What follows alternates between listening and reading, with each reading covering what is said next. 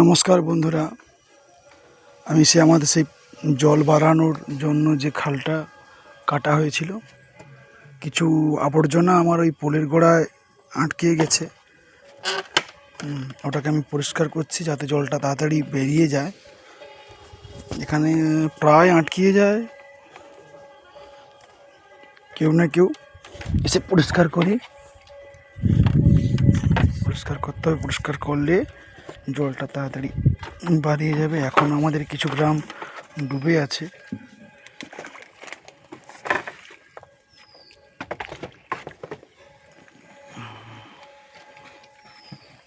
সবাই আমার চ্যানেলটাকে লাইক, কমেন্ট, শেয়ার করবে।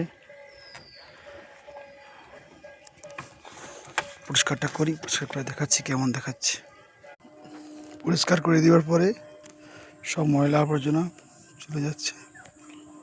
এই দেখুন কি সুন্দর পরিষ্কার হয়েছে। প্রত্যেক দিনই সকাল বিকালে এসে একটু পরিষ্কার করতে হয়। সবাইয়েরই ঘরবাড়ি, রাস্তাঘাট সব ডুবে গেছে। আমাদের ডুবেছিল, এখন জলটা কমে গেছে।